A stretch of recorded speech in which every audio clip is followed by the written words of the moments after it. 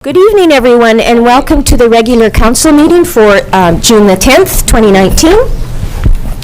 Call the meeting to order, and are there any late items tonight? There are none tonight. None tonight. Okay, could I have somebody approve the agenda, please? Adoption of the agenda, Councillor Carlson and Councillor Holmes. All in favor? Great. And adoption of the minutes. Regular council meeting minutes of April 3rd, meeting number 1 of April 25th, special council meeting number 2 of April 25th, committee of the whole meeting minutes of May 6th and May 27th, please. Councillor Carlson and Councillor Holmes, all in favor? I promise I'll look over this way occasionally. And then item 4.2, adoption of the public hearing report, and that was for the Lakeshore development that we'll be talking about more tonight. That was April the 23rd. Thank you. Councillor Barkle and Councillor Patton, all in favor? Excellent. Okay, we have no delegations. So I'll move right on to the opportunity for the public to comment. That is 15 minutes, and I invite you to come to the mic for 2 minutes. Please state your name and your address before you begin to speak, and if you are able to, identify which item on the public comment for opportunity you're going to be speaking on. Thank you. Looks like it's me. Thank you, Your Worship. My name is Alan Pete, 4049 Sage Mesa Drive in Penticton. I'm a registered professional biologist and executive director of the Southern Interior Land Trust, and I'm here to speak briefly about the Love Your Lake program that you'll be considering a little later this evening. I represent the Southern Interior Land Trust, which is a registered not-for-profit charity that's dedicated to conservation. We focus on acquiring gems and jewels of wildlife habitat for all living things, including people. And the idea of the trust is actually was hatched in the 1980s, and so we've been active for over 30 years. We're run by a volunteer board. And one of the things that we've had a great concern with over the last few years is animal connectivity, so habitat connectivity within the valley, in particular along our riparian areas and especially along lake shores. This is, of course, a result of development that's happened on the lake shores and alteration of the natural shorelines over time. Perfectly reasonable thing to have happened, but it does have its impacts on wildlife, on water quality, on the risk of flooding and erosion. And so I'm very pleased that the Southern Interior Land Trust has brought the Love Your Lakes program for the very first time to British Columbia this year to be piloted right here on the district of Summerland's Okanagan Lake foreshore. What the Love Your Lake program does is provides a property-by-property personalized report to the property owner. It only goes to the property owner, which gives them a professionally designed assessment of their shoreline property, so it states the current condition, and then it provides some very specific tailor-made recommendations for how the property owner can voluntarily improve their lake shore to not only improve the condition of their property, but hopefully improve lake health over time as well. So it's totally voluntary, it's non-regulatory, it's meant to be educational, and we're just super excited to be bringing it to the District of Summerland. Great. Thank you. Thank you so much, Mr. Pete. Anyone else care to comment? No? Okay. So we will go on to item 7, which is the Mayor's report. Earlier this spring, Council decided to contract with the Summerland Community Arts Council to administer the Downtown Banner Program, an important piece of downtown beautification. On May the 29th, as the Council liaison to the District's Cultural Development Committee, I had the pleasure of jurying the submissions for the 2019 banners. It took some time, but we were able to narrow it down to 5 selections, and beginning next month, you'll be able to admire the artwork of local artists, so Summerland artists, downtown until the Legion Remembrance Day banners go up in November to take their place. Last Wednesday evening, I attended with Councillor Barkle the United Way Volunteer Appreciation event at Poplar Grove Winery. For the past 3 years, I have volunteered at the Drive-Thru Breakfast, their major fundraiser that's based in Penticton at the Lakeside Resort. And unfortunately, this year, we're all going to be at UBCM. Well, I don't know if we're all going to be there, but I would think that we're all going to be there. So I won't be able to participate, but next year there'll be another opportunity. On Friday, June the 7th, I welcomed the 24th Annual Bluegrass Festival to Summerland at the district's rodeo grounds. I had not realized what a big event it was. There were 60 trailers there, and they were expecting another 15 or 20 before the weekend was over. And they surround the fenced area, and then the stage is inside of that. There were fans and competitors from BC, Alberta, and Washington State. And although people were dressed in, winter clothing, I couldn't believe the jackets, the cooler weather certainly did not dampen their enthusiasm. Yesterday morning, I had the pleasure of attending the ceremonial review of the Summerland 902 Nighthawks Air Cadet Squadron. Cadets demonstrated their marching, public speaking, and range skills.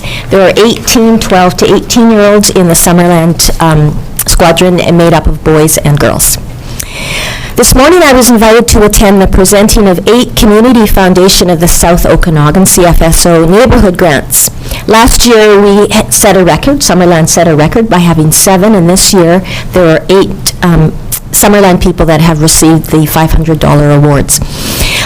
So congratulations to those recipients. They are each hosting a neighborhood event ranging from an amazing race, the rehabilitation of an area overgrown with invasive weeds they're planting with native plants, to a day learning about native bats and their important ecological role, to a get to know the history of your neighborhood event.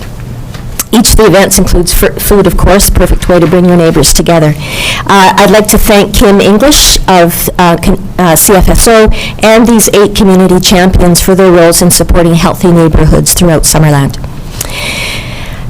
Using grant funding, the district is updating our community climate action plan, and we want your input. Between 6 and 8 p.m. on Monday, next Monday, a week today, June 17th, please drop into council chambers to share your vision for the future of environmental protection and climate action here in Summerland. And finally, a reminder of the grand opening of our Summerland Skate Park on Saturday, June the 22nd from 11 to 2 p.m. And our Summerland's homegrown Olympic gold medalist, Justin Cripps, will be at the celebration. You can enjoy music, watch professional demonstration, and pick up free swag and giveaways. Thank you. Report? Is this on? No? Yeah. Okay.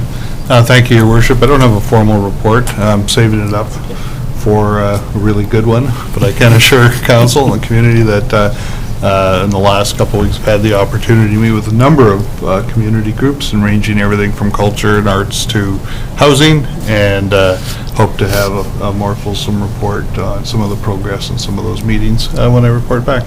Thank you. Okay, moving right along to bylaws.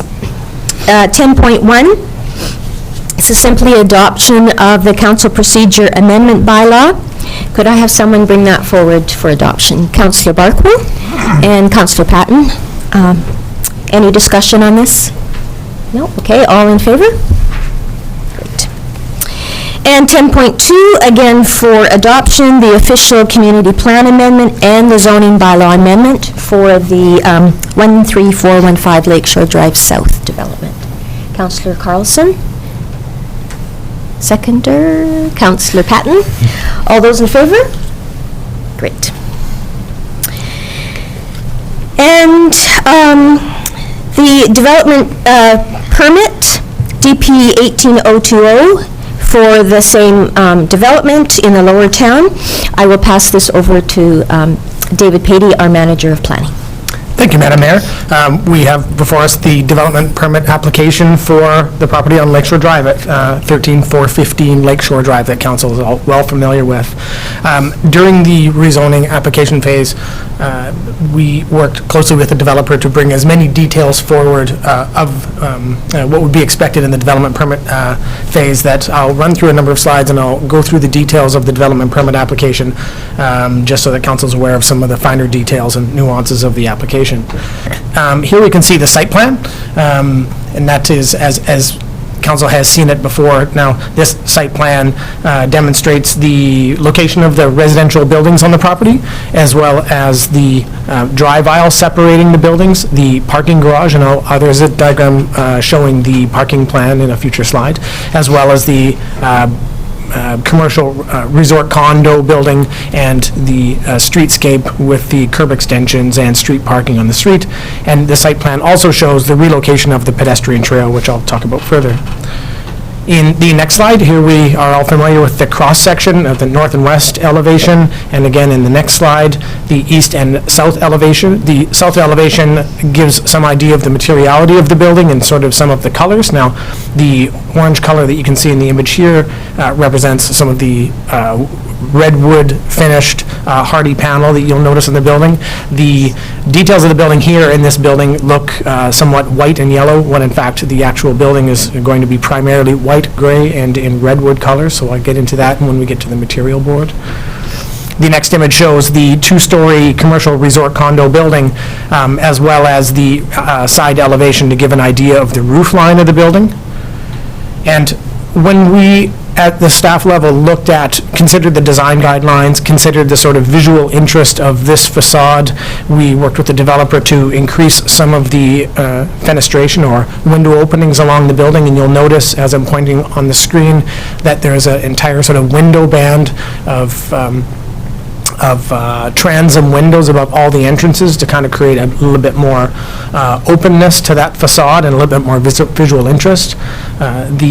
This entire sort of front face of the building is going to be finished in a cedar sort of redwood finished hardy panel with exposed softwoods to really kind of demonstrate the sort of woodiness with a sort of modern sort of expression of this building as it presents to the street. Here's the rear elevation of the proposed commercial resort condo building, and now you can see the upper story of this building is an entire clear story of glass, so that creates a lot of sort of lightness to the building, which from the rear elevation appears like a three-story building. As you'll notice, parking is to the rear and below of this entire building, and that's to accommodate all of the parking required for the commercial resort condo portion of the building. And I'll just go back up a step. You can see in the cross-section the sort of parking arrangement with the internal drive aisle. In this next image, you can see the internal drive aisle and access to the drive aisle internally.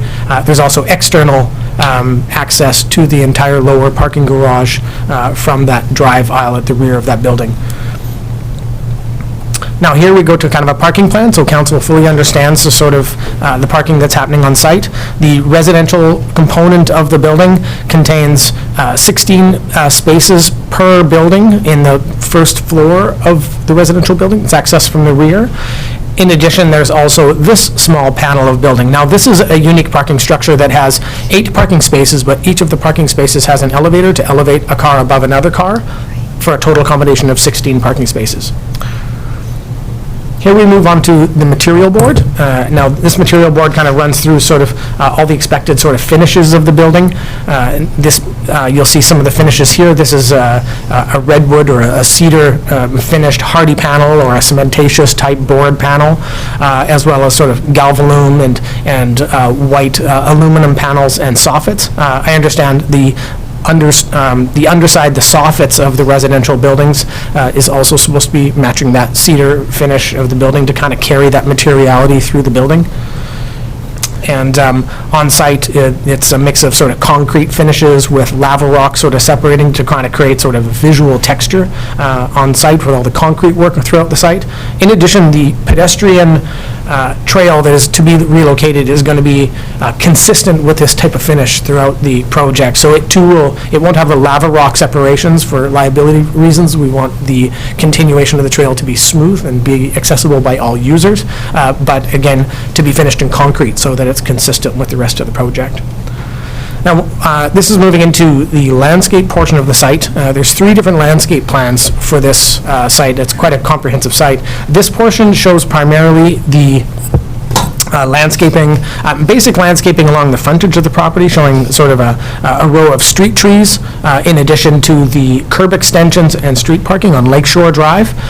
In this portion of the property, we require 10 bicycle parking spaces, and we expect those spaces to be placed along sort of even intervals along the frontage of the commercial portion of the building, and that is a condition in the development permit as well, to ensure that work happens. You can see as well a little bit of simple landscaping on each of the proposed decks, as well as on the outside portion of the building. Here's the kind of the general site landscaping that we expect to see on site, or we will see in accordance with the DP. And you can see a nice use of materials defining the edge along the pedestrian walkway, which you can see here kind of hashed out in paver stones all along the front, as well as landscaping along the sides of the building, and again, intermixed with the sort of concrete type of finishes, as well as landscaping in this portion of the building as well. Now, this property is within 2 development permit areas, as we know. It's within the Lower Town Form and Character Development Permit area, as well as in the watercourse development permit area because of its adjacency to Okanagan Lake. As such, we were provided with the riparian areas regulations report that identified the 15-meter setback as identified by the qualified environmental professional, and currently the pedestrian walkway is within that riparian area. So part of this development is to relocate the existing pedestrian trail completely out of the 15-meter riparian area and secure it by way of a 4-meter dedication as required by the official community plan. Identifies all pedestrian trails along the waterfront to be within a 4-meter dedication. The actual trail itself will be a 2-meter constructed trail, which is consistent with the trail along the Summerland Resort, but completely contained within that statutory right-of-way. The landscaping, as you can see, is very high-density landscaping throughout the entire riparian area, so as to prevent public access through the riparian area and to allow it to function as a riparian area. And the landscaping plan also includes that defined edge as it connects along the entire portion of the riparian area. Lastly, as discussed in one of the previous meetings, one of the requirements is for the complete reconstruction of the cross-section of Lakeshore Drive to be consistent with the road cross-section as shown in front of Summerland Resort, and the cross-section that we've provided here is consistent with that plan. Thank you. Councillor Holmes has a question. Sorry, yeah, just on the last slide. Sure. So what will be in between the path and the lake? And like what kind of plants will be there? And there's lots of, right now, currently, there's all kinds of stuff along that lakeshore. Will that be removed? And I mean, will that be restored? And I think there's some Russian olives and everything in there. Madam Mayor, if I may, there is meant to be a continuous edge of plants, and it's identified here in the planting plan, and it's a mix of various types of plants, like native grasses, native plants found within the riparian area. It's an extension of the riparian planting, so that doesn't look out of place in comparison to the riparian planting, and it's local plants and plant species in and along that entire edge to kind of create and define the public walkway. With respect to the riparian area and remediation, as you know, there's a building on that site at the moment, and the proposal, of course, is to remove the building, relocate the trail, and of course, with an environmental monitor and the qualified environmental professional monitoring the project, they will ensure that all the work that they're proposing to do will be above the high water mark entirely to restore and replant the riparian area. Now, there are some trees noted on site that are non-native, and those trees will be removed. And they'll be removed in sensitive, they'll be removed in sort of sensitive bird nesting season, so as not to have any impacts to nesting birds that may be within those trees now. But the proposal is to remove and replant and remediate. Now, there there's a number of materials along the waterfront that is below the high water mark, and that is pieces of concrete and various other bits of rubble that are sort of remnants of time gone by. At this point, there is no proposal to do anything below the high water mark, in that it would trigger a section 11 approval through the province in order to do any work within that area. Now, that may be part of a future scope of works, but at this point, there's no proposal to work within that area. Thank you, and I have read through the plant list, and they are all native plants, so that's great. Does anybody else on council have a question? I have a couple then. Again, talking about the landscaping, I'm really pleased to see that all of the species that have been chosen are low water species, so that's great. I'm wondering about what the surfacing of the pathway will be. We've, as one of the conditions in the development permit, we've specified that the pedestrian pathway has to be in concrete, either pavers or panels, and it has to be a smooth surface. And Okay. we chose pavers or panels so that we don't end up with any gaps. As you'll notice in the landscaping plan for the site, they propose panels with lava rock, sort of Right. creating a grid, which is very beautiful and nice visual details, and certainly is consistent with the architecture of the building. However, on a pedestrian walkway, concrete is a more appropriate material than asphalt because of asphalt's ability to sort of leach oils and other toxins. So concrete is a more appropriate material, but it will be a continuous texture through that walkway. And that's why you were speaking of the accessibility. That's correct. Perfect. Thank you. Any other questions? Could I have someone, If I might just add one more thing. Yeah. You'll notice on the development permit that we received a landscape estimate in the amount of $59,500, and because we take 125% of that amount of money as a security to ensure the installation of the development, it ends up at $74,375. Now, that is the upfront cost for just the riparian area planting alone. We are going to make a slight amendment to this report because we've received an amended cost estimate for the riparian area because some of the walkway features, some of our sort of stack block retaining wall, sort of, not retaining wall, but sort of edge feature materials along the edge of the upslope edge of the pedestrian walkway, and some of the plants were included within the riparian estimate. They've been removed and they will be transferred to one of the other estimates, so the work still will be done, but it'll be a difference of approximately $20,000 that will show up on the development permit that will be registered on title. okay, great, thank you. Could I have someone bring forward the recommended motion, please? Councillor Patton? Thank you, Madam Mayor. I propose that the development permit application for DP 18020 for the construction of a mixed-use residential development located at 13415 Lakeshore Drive South, legally described as Lot 1, DL 455 and 5085, ODYD Plan 5896 be approved. Great, and a seconder, Councillor Carlson. Any further discussion? Okay, I'll call the question. All those in favor? And none opposed. That's carried. Thank you.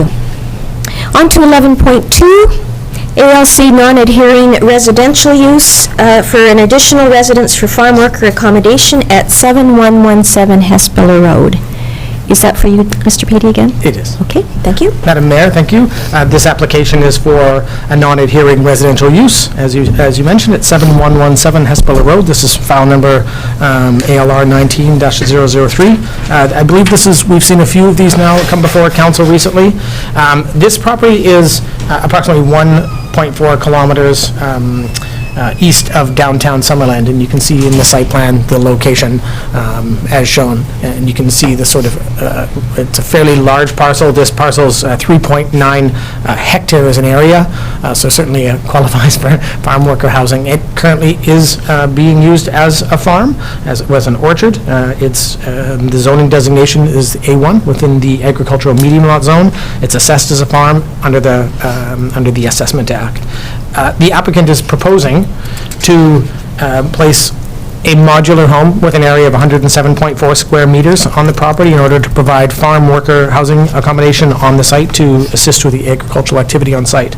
Now, as per the change in ALC regulations under Bill 52 in February 22nd, all non-adhering residential use or applications require, of course, endorsement by council and approval by the ALC. This application we received, as per bylaw, we received a letter from a certified agrologist supporting the application, and the application is consistent with the official community plan with respect to farming, and it fits within the farm home plate as specified within the zoning bylaw. So thank you. Thank you. Councillor Carlson? Quick question. I'm wondering if you know whether or not the landowner is the farmer, or is this property leased out? Oh, I don't have an answer for that, Madam Mayor. Okay. Does anyone know? I don't know who owns the don't know. properties. Oh, okay. I guess I can answer my own question later. Okay. All right. Any other questions? Okay, I see that both the AAC and the Advisory Planning Committee have approved this as well. Okay, I'll ask someone to bring forward that resolution, please. Councillor Holmes?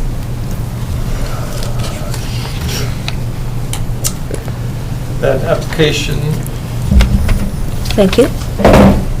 ALC 19-003 for an additional residence for farm worker accommodation located at 7117 Hespeler Road and legally described as Block 64, District Lot 455, ODYD Plan 157, be forwarded to the ALC. Thank you.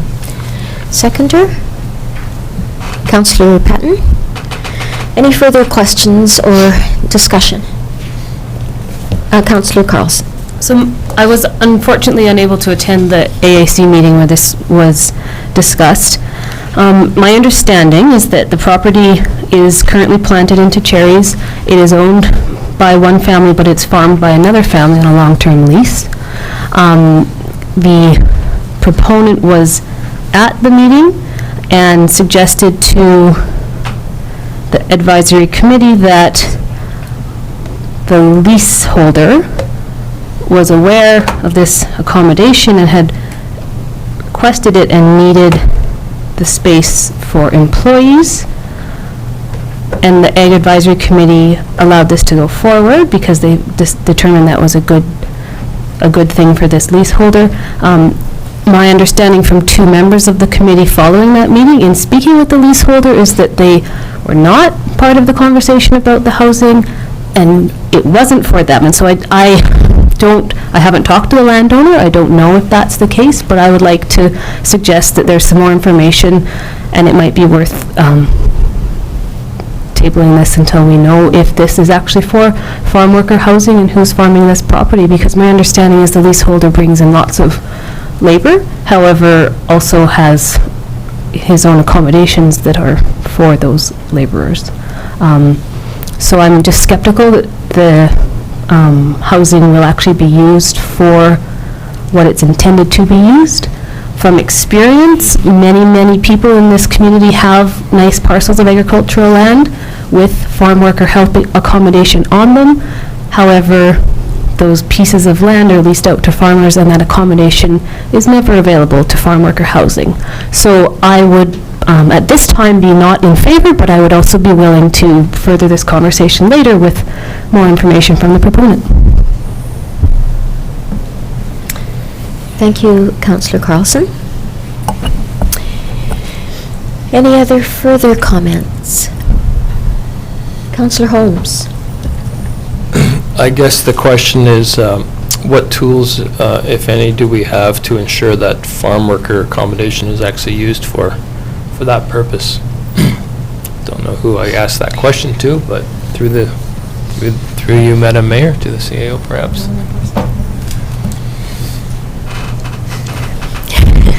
Well, I'll just repeat the, as best as I can recollect the wording, because I was asking this exact same question at another farm worker application that was before us maybe 2 meetings ago. And that is, once we send it on to the ALC, it's up to them to decide if they're going to approve it or not. If they do approve it, it's up to them to enforce it as well. And so that's all I can tell you. Do you have anything more to add to that, CAO? No, Your Worship, I would say, it'd be, in the end, it could be somewhat of a combination, but ultimately, the complaint would go to the ALC if it wasn't for that particular use that it was supposed to be. Councillor Carlson? Just add that there's new rules in the ALC because so many people have built secondary accommodations on their farms and used them for other things. And so I just think that if this does go forward, I'd like there to be a comment to the ALC so that they recognize that there are many of these in Summerland already, and we may be exacerbating the position of, or the situation, and making it even more cumbersome for farmers to actually build housing, because now the farmers are having to pay the same fees and having all of this challenge when it wasn't there a few months ago because of perhaps a situation like this. But like I said, I don't know. I haven't heard it firsthand.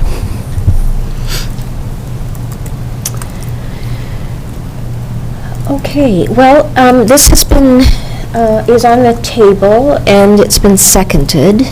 So if there isn't any further discussion, I'll call the question on the resolution that's on the table right now. All those in favor? And opposed? So that is carried. So that will go on to the ALC. Thank you. 11.3, Summerland Skate Park grand opening, temporary road closure request. And this is for you, I think, Mr. Corporate Officer? Sure. There's not much to say about it. Or Chris? Yeah, it's, I guess, Not sure. as per district policy 400.5, any first-time temporary road closures for special events are to be brought to council for their approval. This is for the skate park grand opening on June 22nd. Being that it's the first-time event for that, it's being brought for your approval. Thank you. Councillor Carlson? I'll move that the special event temporary road sidewalk with parking stall closure application to close Jubilee Road from Kelly to Rosedale on June 22nd from 10 till 3 to hold the Summerland Skate Park grand opening be approved. Seconder? Councillor Patton? Any discussion on this? All those in favor? And any opposed? No. That carries. 11.4, asset management strategy. This also is for Mr. Johnson, I believe? Yes, thank you, Madam Mayor. This report is to bring forward the asset management strategy to council for formal adoption. It was presented to council back on May 27th. It's the second step in setting the foundation for our asset management program as we move forward. Back in February, staff brought forward the policy, which was approved and adopted. And now this is bringing forward the strategy, which outlines how that policy will move forward and what action items will be implemented to actually bring that policy to fruition. So it lays out a 5-year roadmap within that. Also key resources in moving that strategy forward, as well as some approximated timelines within it. So this is to bring it forward for formal adoption by council. Excellent. May I ask a question? Is it being brought forward for formal adoption or just to be received?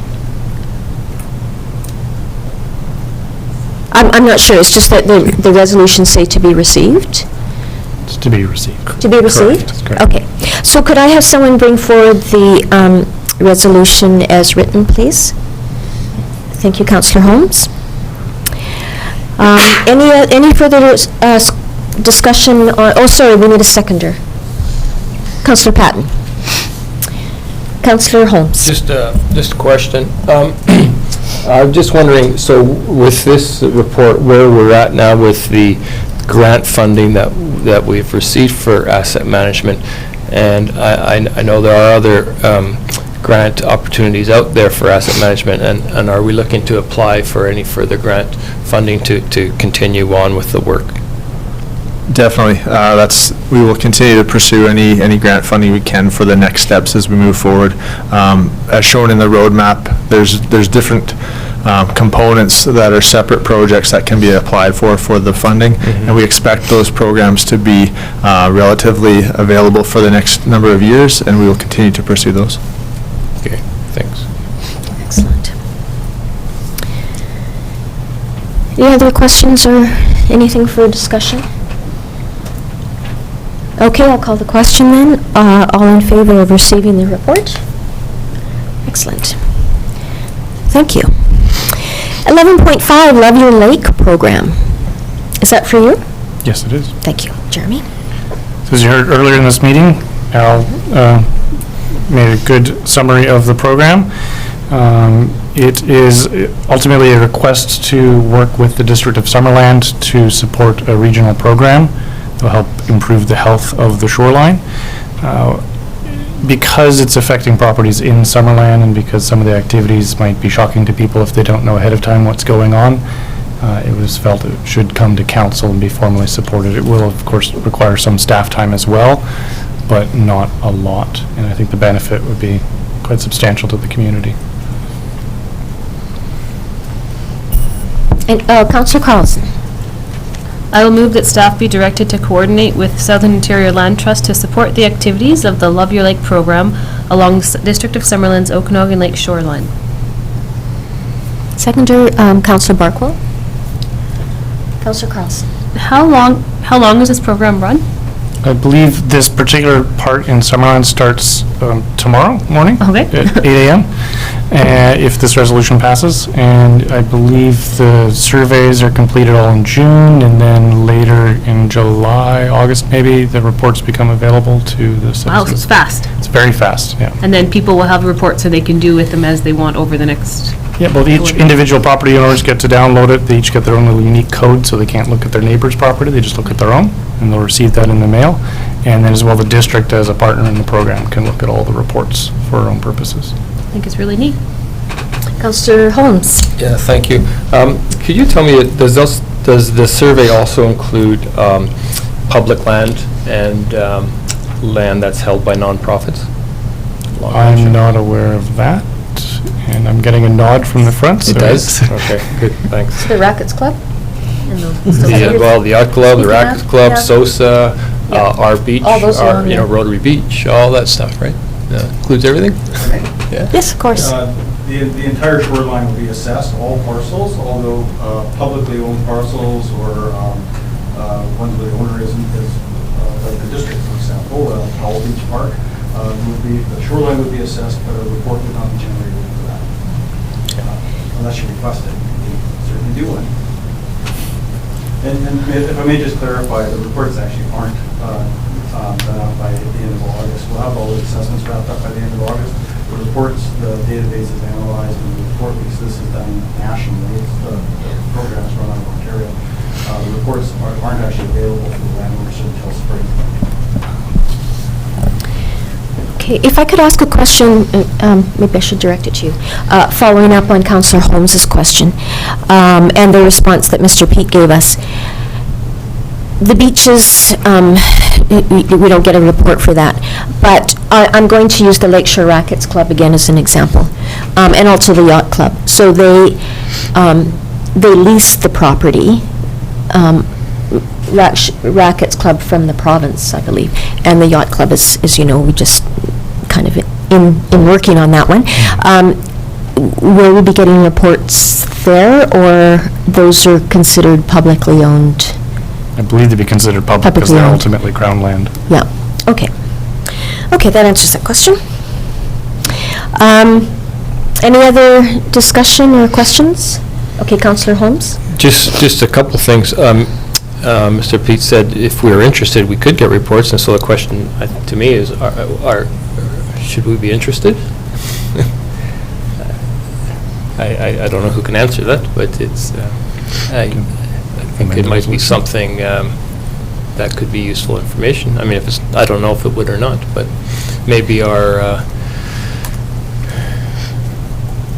CEO? Your Worship, I think that the information's available. The more information we have, the better, and particularly since I'm sure Chris has a pretty good handle on conditions and those things on our assets, but on those that may be held by others, it would be certainly interested in getting a third party, at least objective look at that, if it's possible.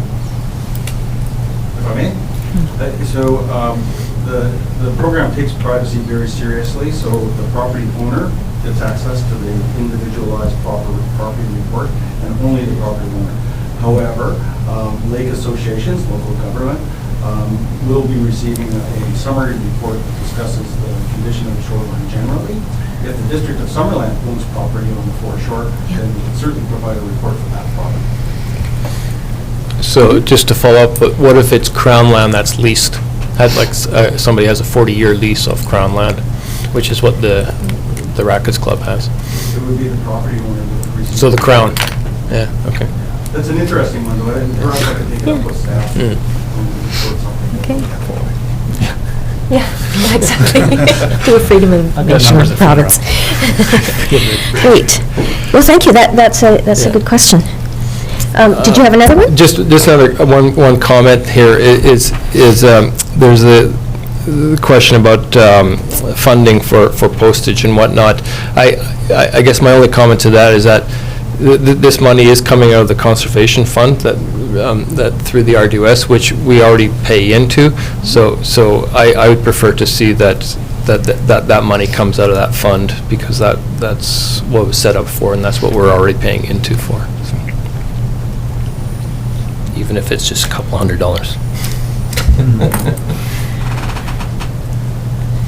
All right, I can't comment on where the postage money is coming from, but I would think that if it's included in the original agreement with the conservation plan, then that would take care of that. But I can't speak to that, so,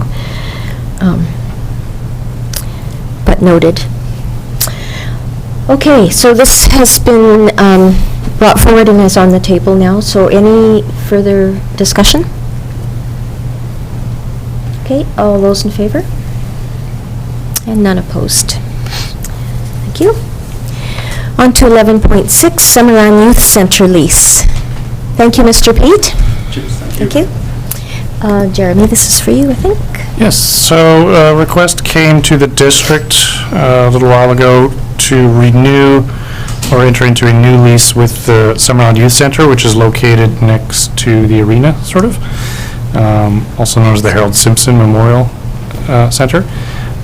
They've had a long-term lease going back to the 90s, and they're in need of some grant funding to do some major repairs on the building, and we're hoping to have a new long-term lease that's pretty much a requirement now for any grant funds. Now, there has been a little bit of a concern from the district standpoint because it's not known yet where the new recreation center might go, and this has been identified for quite some time as a potential area for that.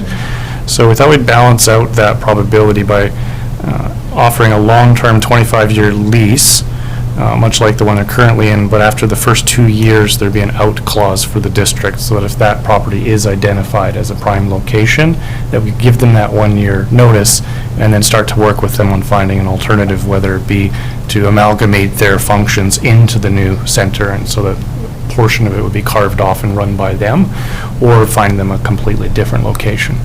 But we just didn't want to be stuck where, because of a 25-year lease, the district didn't have an opportunity to use that land, which also includes the previous skate park and the storage lease for the lumber mart. So it's being proposed that we sort of get the best of both. Okay.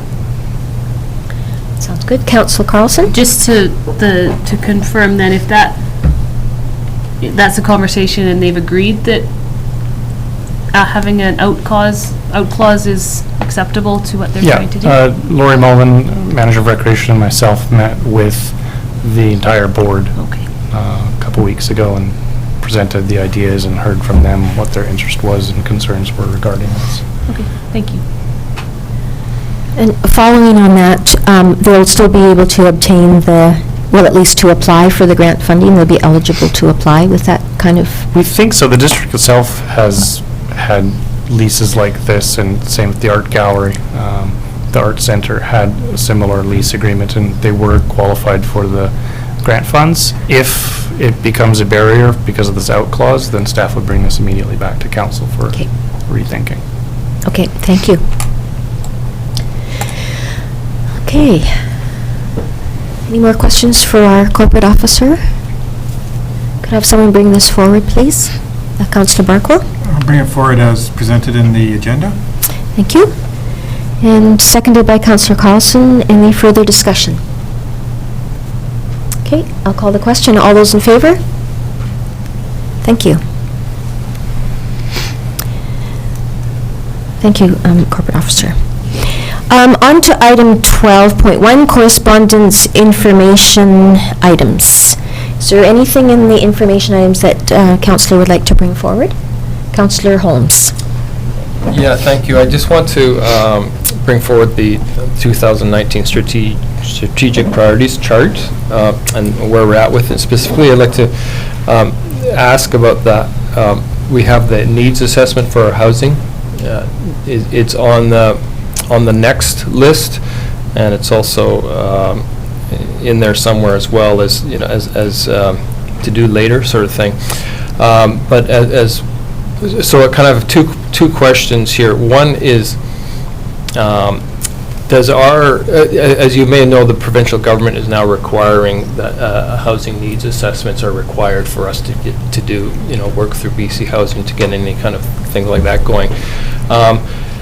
So my one question is, what we did before the Affordable Summerland study, does that not count as a housing needs assessment? And secondly, if it doesn't, there is funding available. Grants are open right now for municipalities to do needs assessment. I believe they're open until November. And so I would think that we want to apply for that funding to do a housing needs assessment, in which case maybe we should apply for that, and the timing might work out quite well. Thank you, Councillor Holmes. We're ahead of you on this one. I will have the CAO speak to us on this. Thank you, Your Worship. When we were putting together the update on the strategic priorities, I noted that the CAO had a duty to look at the housing strategy and needs assessment. I wasn't quite sure what that entailed, as I saw there was a framework in place. I've now had time to review that framework, and in my assessment, we need some more detailed information that is more specific to Summerland. And I've actually, with the help of staff, Angelique in particular, I see here at the back, looked at some examples around the region of Osoyoos and Oliver, some that had been, I think, more detailed. And so I think the timing of that grant, I think there needs to be some work. I think the actual framework is fine. I think in many ways identifies a number of ways of tackling the problems. What it doesn't seem to do is focus on specifically what are the greatest needs right now. And I use the example in the Osoyoos plan. It was very specific. It said we have two big problems in the short term. One is housing for low to medium income working families. So, and as a target of, you know, sometimes keeping people out of temporary homelessness when they're maybe one paycheck away from being there. So that was one target. And the other target was housing for service industry employees. Huge issue, I know, in Osoyoos, and could be an issue here. So I think some work needs to be done to be able to focus on those, because my guess is that's the kind of information that the province will say is what specific group are you targeting. The framework we now have solutions depending on what the final outcome is, but I think we need to focus on, in Summerland's case, what is the highest priority for Summerland today. It may not be a shelter, it may not be, you know, something else, but let's focus on exactly what it is for Summerland, and so you know, the timing's right. Councillor Carlson. Different question. When it says new CAO, does that mean following our interim CAO, or does that mean it's something that you're working on? Your Worship, I've actually started, and I did have a meeting last week with a group of residents from the chamber and from the drop-in, or the resource center, to talk about housing and to identify some short-term solutions of things like secondary suites and how easy it is or not to get secondary suites in place, those types of things. And so I would say I will certainly get the ball rolling and get as much done as I can. The actual strategy, however, may be something that your next CEO will inherit. The same with things like municipal hall renovations and ag tech, that would be the next. Because based on time and ability. Well, Your Worship, I think when you look at renovations, a new CEO may come in and change the relationship between the different departments and who reports to who, and that could seriously affect. One thing that is happening, though, at the almost insistence of our acting RCMP, is to at least do a preliminary review of security, which may or may not change regardless of how the departments are organized. So work is going to be progressing as much as I think it can with an interim CEO. Okay, thank you. And just to let you know that you were talking about the Okanagan Agriculture Innovation Center, that we've had ongoing discussions with that too, so that's moving So forward. these things are, So they're they're churning just along. big that will continue with a new CAO eventually. Like, Well, but they have a there's still work going on That was the in the question. meantime. Thank you. Yeah, that's Your Worship, great. yeah, I think, the point is we're trying not to have any of this fall off the table. Yes. Because there isn't. It's taken a bit to get up to steam on what each of these Sure. projects are. But we certainly are, again, the agricultural tech center is a good example. There's been, as soon as this morning, a recent, flurry of activity. So. Great, yeah, thanks. Good. Councillor Barkwell? Yes, could the CAO explain, please, more about the RCMP's concern on security and the relationship to the housing? No, nothing to do, two separate issues. His concern was a general review of security in the hall and at public facilities. At the municipal hall? Yeah, just as a general concern that, unfortunately, we live in a world where these security issues come close to home regardless of the size of community you live in. And so he had offered, as the corporate officer was going to be looking at the functional planning of the area, to at least provide some input into the security aspects. Oh, okay, I thought you were still talking about affordable housing. No. Okay. I hope it's okay. This is not in our agenda, but I think probably all of the council saw this today, and maybe heard about it last week. I'm sorry that there's no one from the chamber here today, because they were talking about this in their presentation to us. And I just wanted to speak briefly about the announcement made last week by Tourism Minister Lisa Bear, that the province is providing funding assistance for tourism crisis management coordinators. As you will remember, and we spoke to it at UBCM as well, that the state of emergency really panics people that might be coming, especially if they're coming from out of the country, thinking that they're going into a, firestorm. So that the coordinators will do crisis management communications in a number of regions, but including the Thompson-Okanagan Tourism region, which is our region, to get the right information into the travelers' hands as quickly as possible, and to help tourism stakeholders, all of us, who are unaffected, to continue to welcome guests. So that is a really good piece of funding at a great time for all of us here.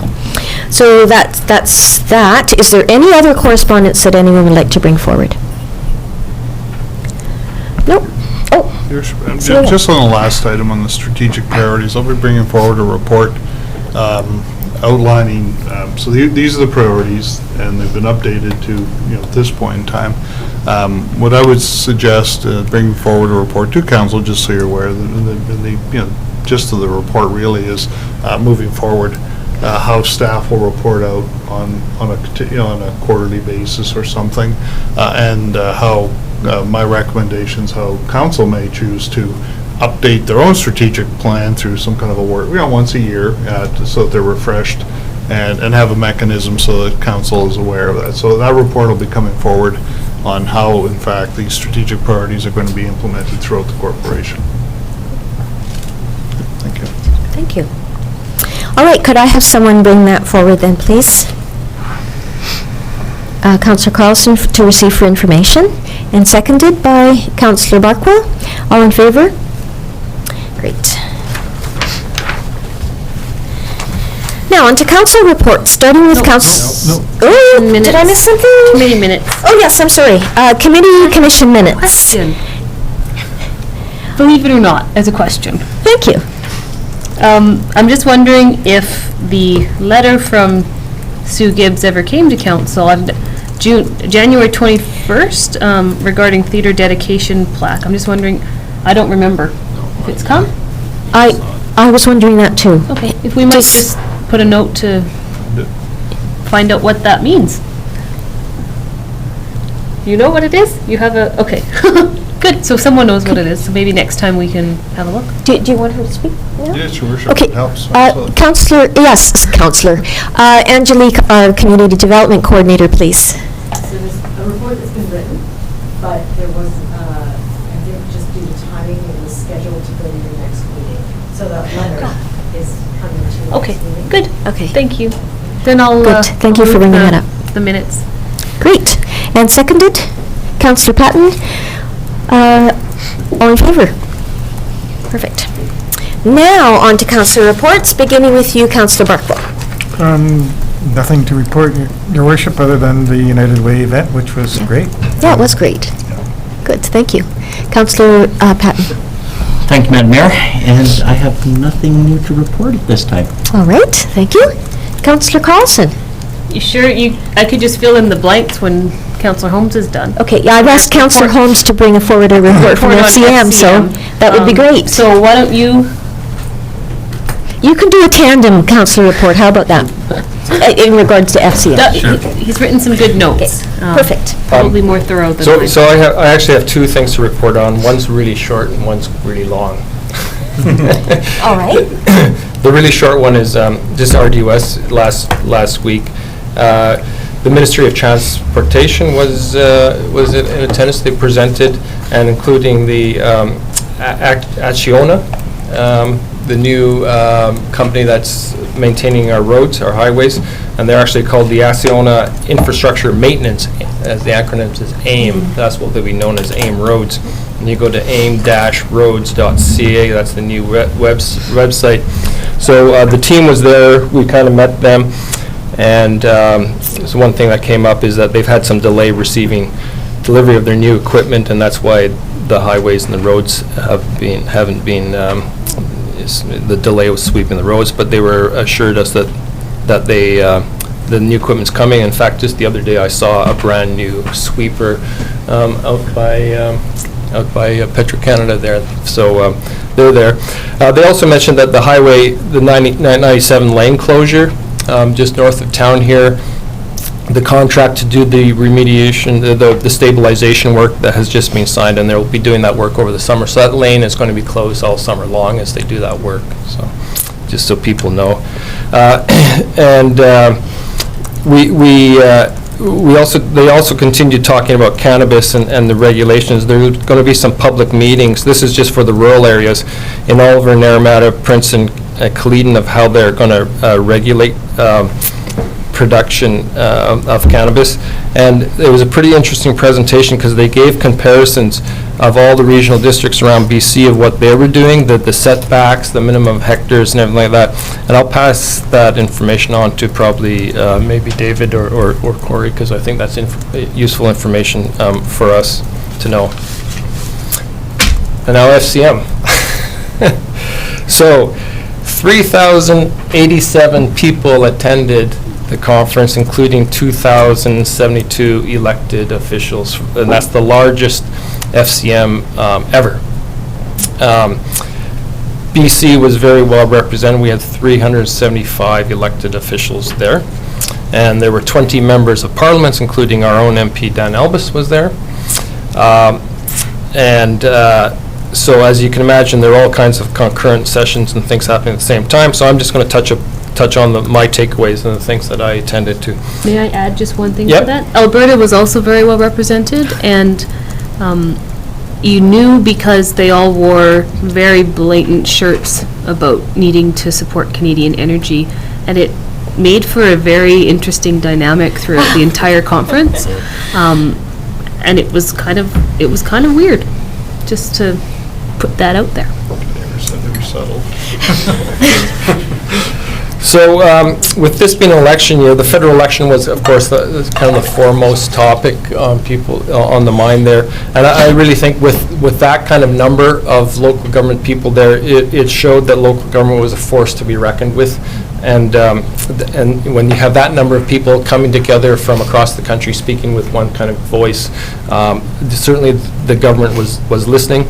All four of the major party leaders gave presentations, and all four of them spoke about the need of working in partnership with local government and creating a new relationship.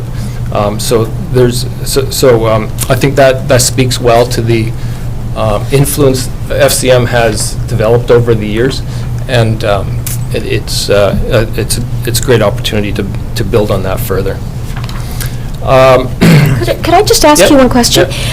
So what you just said about, increasing acknowledgement of the influence that local government has and kind of helping us out, did you find that was, you were more aware of it, this FCM, than the one you attended, 4 years ago, 3 years ago? 4 years ago, yeah.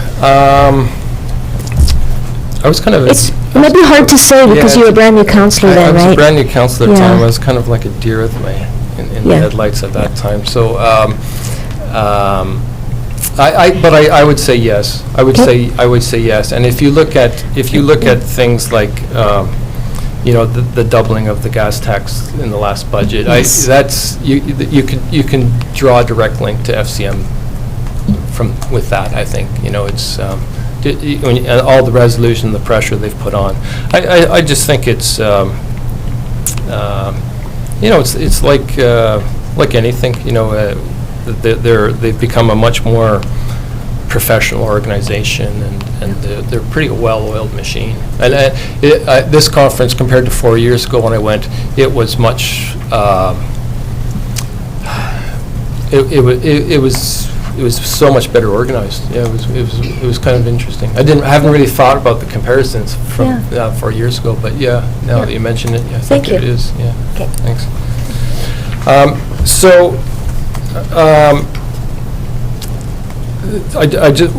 There was something that wasn't part of the directly involved as part of the conference program, but there's this network of mayors, councillors, and regional directors from across Canada called the Climate Caucus, and we've probably all got emails back in January. That's when it was started by a couple of councillors from the city of Nelson.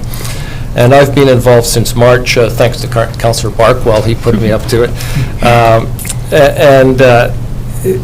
Involved in and it's basically it's this desire amongst local officials across the country to create policies and political will to tackle climate change, right? And it's what can we do working together. And so while it wasn't part of the official FCM program, it was all through work, but we booked a side room in the conference venue, just a small room, and just through word of mouth, more than 100 elected officials came to this meeting, and it was quite amazing. We went around the room and talked about our challenges our communities are facing with climate change, and also some of the positive actions that we're taking. And I spoke about our solar and storage project. A lot of people spoke about just simple things like installing LED lighting, which I wanted to say, oh, we did that too. A councillor from Victoria spoke about the council plans to phase out all bus fares on public transit, and they're starting in September with allowing children and youth to travel the bus for free. So it's things like that to encourage people. It was, they came up with 3 goals for the Climate Caucus. One is to help municipalities get ready for the impacts of climate change. One is to help reduce emissions in line with the 1.5 degree target. And one to help foster private investment in climate change adaptation. And so a committee, a steering committee was struck to work on it, and then in the meantime, the rest of us are just trying to get people to sign up to be members of the Climate Caucus, which we can all do at climatecaucus.ca. So just sign up and you'll see where it goes. I've actually written, as Councillor Cross said, I've written all this. I'll send it to everybody, and if I could send it to make it part of the public record, that'd be great too. So. That's great. So a couple really, you want to add anything? Well, Or should I just plowing on? I could tell you about one of the cool things that I did. On the first day of the conference, there was a blanket exercise that was put on in one of the rooms, and there were probably 50 people participating. And if you've never done one, it's a reconciliation activity, and it was extremely valuable, and these are very powerful facilitated activities that I believe would be very useful to do in, not only in council, but also staff and amongst others in the community. So it was neat. There were some mayors and councillors from Nunavut there. There were some Métis folk, and you don't know that until the end, when everybody just has these tells very personal stories and it was a lot of very powerful moments, and it's kind of brings a lot of it back, and bringing it at the beginning of a conference, so that going into this very important few days of meetings and politics, you remember there's also this, how did we get to this point? And it all goes back to the 1600s, right? So, yeah, it would just be something, I'm sure you've thought about it, and you've probably done one or two in your time already, but it would be neat to bring something like that to our council and to our staff in Summerland. Thank you for that. If I could just interject for a second. Our CAO and I have been talking about a number of things to do with reconciliation, and again, Angelique has been assigned that because she has lots of background on that. So you'll be hearing more in the next couple of days. So I really appreciate you bringing that forward. Thank you. Should we talk about asset management? Sure. Asset management and climate change. There was a really interesting workshop on that. So the mayor of Gatineau was talking about how we can't, we need to prepare to deal with things that we just can't even imagine could happen. And he was speaking of the example that the city of Gatineau had 6 tornadoes in one day last fall. Wow. Which they never had a tornado before, ever. And so it's like they couldn't imagine that. And he had been getting a lot of flack for spending $1.4 million on a mobile emergency operating headquarters, but that kind of proved him that they needed it. So there was lots of talks about the need to take steps to reduce climate change risks and ensure the community is protected, and aligning our land use bylaws with climate action. For example, not building in risk areas like floodplains. And we need to know the condition of our assets and put a process to put a climate lens on them. And that includes understanding our natural assets and how they fit into asset management planning. Quebec City, the city of Quebec City, is just currently finalizing its inventory of natural assets. The others in the workshop talked about how difficult it is to determine what constitutes a natural asset, and often you don't know until that asset actually fails or it's not there anymore. The mayor of a community called Lockport in Nova Scotia talked about how their wastewater treatment plant was situated on a peninsula sticking out into the sea, and it was separated by a berm, and with increasingly violent Atlantic storms happening and rising water levels, they quickly realized that if that berm wasn't there, their wastewater treatment plant would have been, they would have had to build something to protect it, and it was the berm that natural berm that was protecting it. And so the message is that whenever you can align with nature, that's always the best way to go, because it's more cost-effective and easier to manage and maintain than hard infrastructure that you might have to build. And one thing that became clear is that we, as elected leaders, need to start having a serious discussion with our communities about climate change, talk about the potential for infrastructure collapse, a limitation of resources, behavioral economics, and cultural shifts. And these conversations that should be part of our planning processes in order to reduce the risk of litigation, and more importantly, to ensure people have invested stake in what's happening and are aware of the changes that we need to make.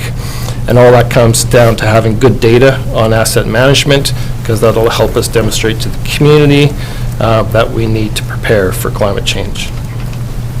And dovetailing into that was a really interesting workshop on plastic. And this, I found today's announcement by the federal government banning single-use plastic is really interesting. That came a week after this. So the plastic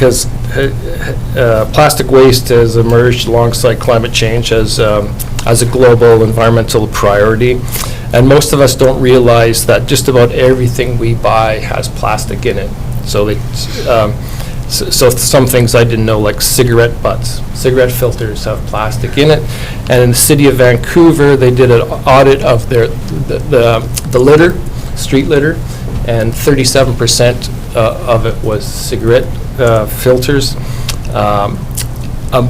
I still find this really hard to believe, but a councillor from Vancouver said it in public. 1 million cigarette butts are thrown on the streets of Vancouver every day. Every day. That's a third of the population of Vancouver. A lot of tourists. Yeah, so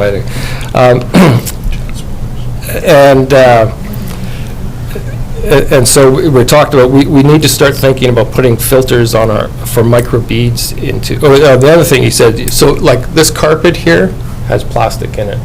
When we walk on this carpet, and then we walk outside in the streets, that plastic rubs off into the streets, it rains, it eventually ends up in the ocean, right?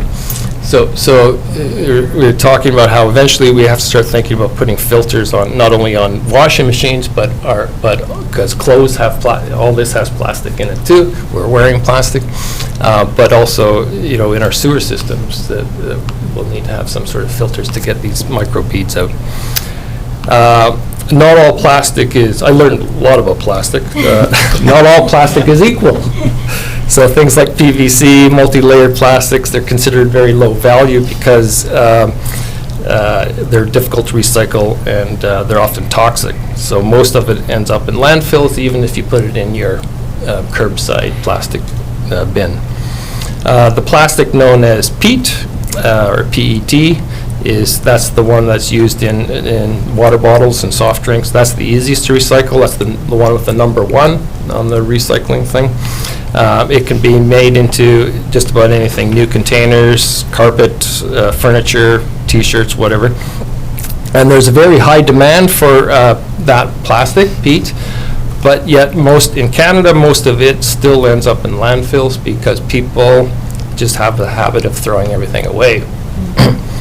So some municipalities, including Vancouver, are now looking to prohibit the placement of recyclables in their garbage bins with fines for those being caught.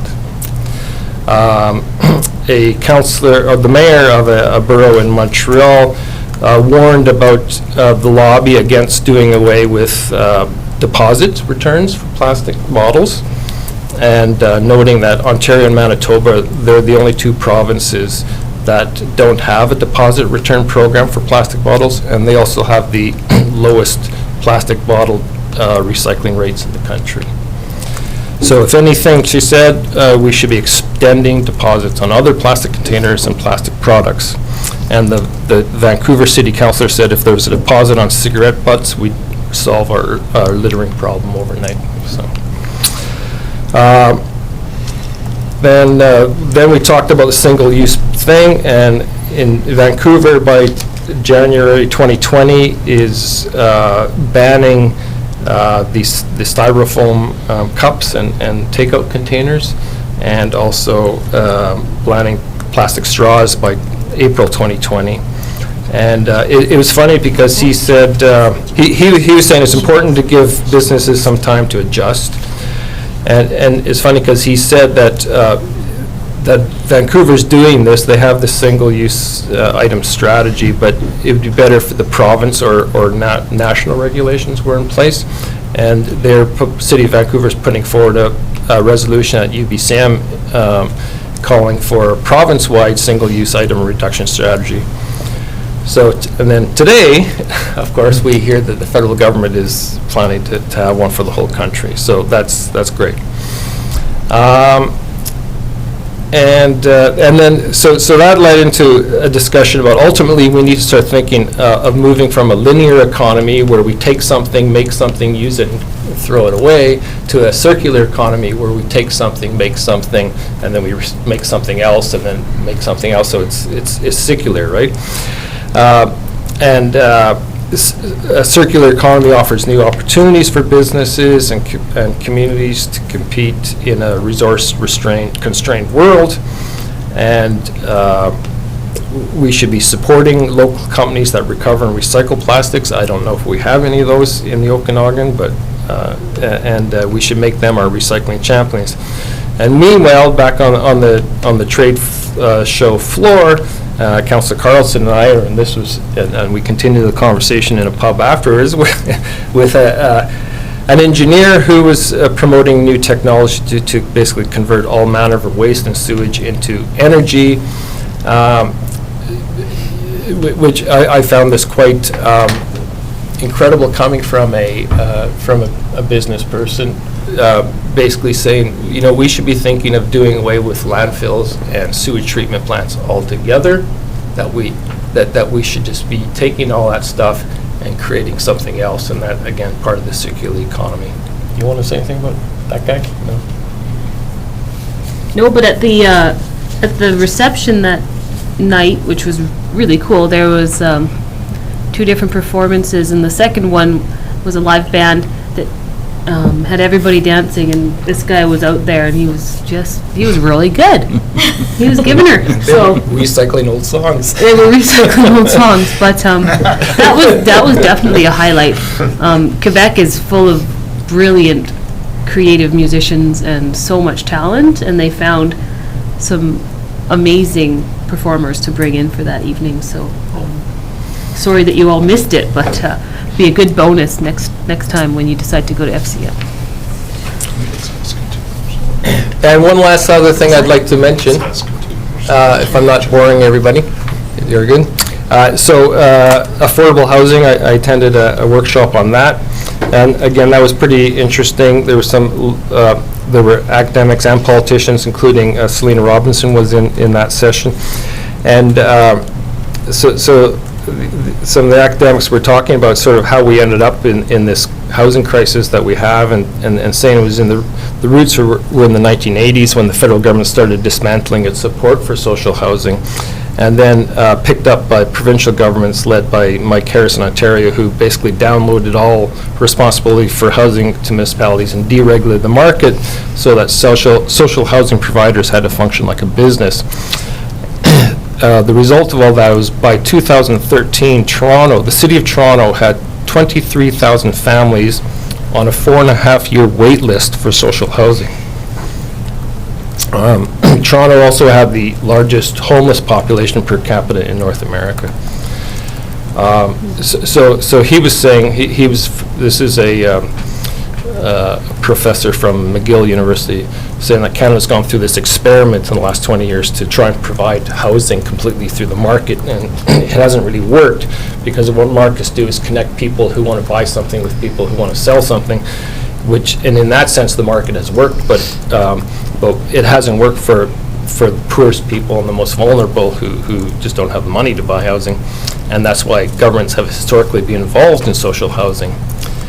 Selena Robinson talked about some of the things that the BC government was doing, and their partnership with local government, and it was basically a call for the federal government has put a national housing strategy, but now there was a call that we need some financial support from the federal government because you can't leave it to the municipalities to shoulder the cost. And another issue that came up was the increasing pressure on local housing that Airbnb was creating. Another professor has researched the impact of Airbnb on local housing, and he said that there's now 130,000 Canadian properties listed on Airbnb, with the fastest growing coming in smaller communities and rural areas. And only a small percentage of these listings are people seeking to share their homes. Most are commercial operators taking private housing off the rental market and turning them into hotels. Just 10% of all Airbnb hosts earn 50% of the revenues that flow through the site. And he also said there's a strong correlation that shows that communities that have lots of Airbnbs in their town also have the lowest long-term rental vacancy rates. He said that while some communities might think it's okay to turn entire homes over to the tourist industry, it's not the municipalities that are making that choice, it's the Airbnb that's making the decision. And so that's kind of why regulations are needed, but even they're difficult to enforce because Airbnb doesn't really give you much information like where their properties are located. I kind of like this. One delegate said that property owners were being driven to Airbnb because of provincial tenancy controls and rent controls were a disincentive to long-term rentals, and so they can earn more money listing their property in Airbnb. So he was suggesting that provinces should look at their tenancy controls. But this professor replied that regulations is a fact of any market. It could be more profitable to turn a residential home into a slaughterhouse, but that doesn't mean it should be allowed. So, and that's all I have. Thank you. I learned my lesson, maybe not ask for a report next time. I am just kidding. I am just kidding. I appreciate the detail of that report. I have a couple of questions for you, though. Where is FCM 2020? Toronto. The least interesting city in the world. To Quebec City, Madam Mayor? Because I was in Victoria studying.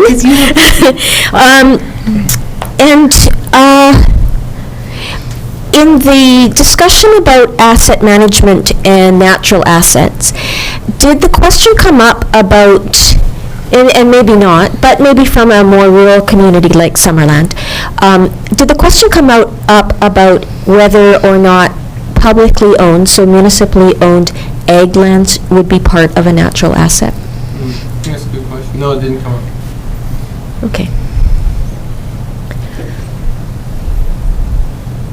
I'm staring at you, Mr. Patey. It's just a question, yeah. Okay. And Councillor Carlson, do you have anything to add? Well, just, I guess, a little bit more. I took my daughter with me because FCM provides childcare. So she was at daycare for 4 days of the event, and she was a great little traveler.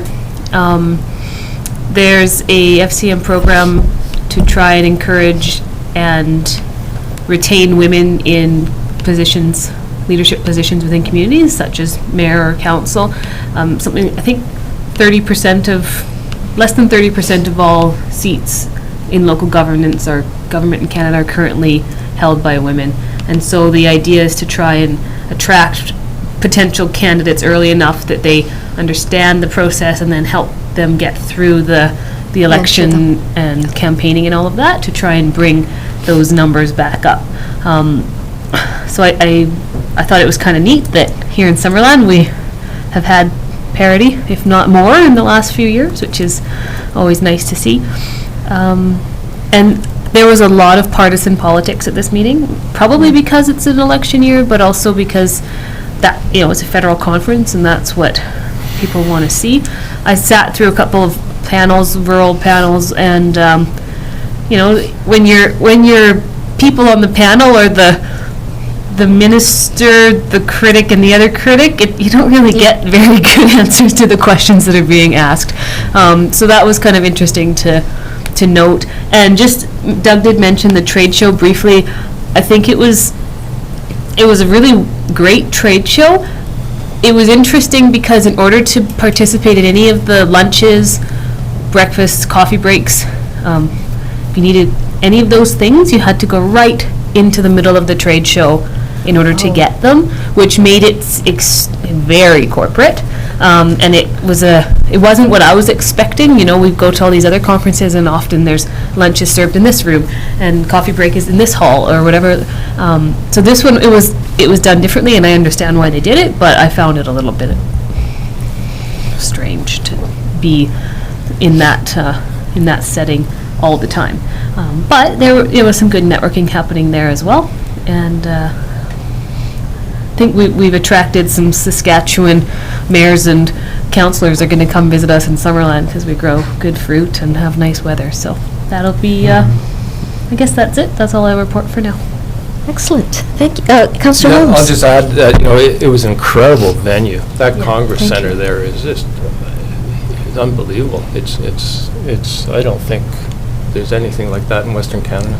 Anyway, but that and the other interesting thing I found is that, at UBCM you get to know the other councillors from the South Okanagan or the Okanagan, or anyway the interior.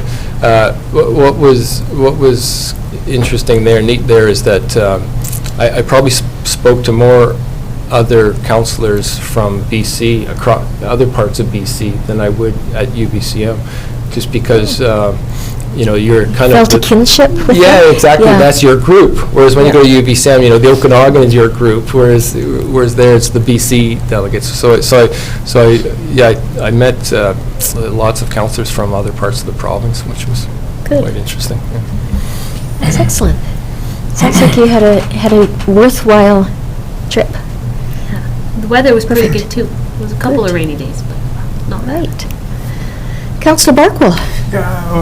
I'm glad to see we sent a couple of delegates, because that this is the only way that the higher levels of government really hear what us at this level of government are saying, and hopefully something comes bubbling to the surface that they see as being politically expedient to do, such as banning single-use plastic items and things like that. And it's kind of like voting. You're just one vote and you're just one delegate, but collectively, you make a difference. Yeah, absolutely. All right. Now for the public media question period or comment period. Anything from you, Marianne or John? No? All right. So could I have a motion to adjourn? And seconded by, I guess we don't have a seconder, and all in favor. Excellent. 8:20.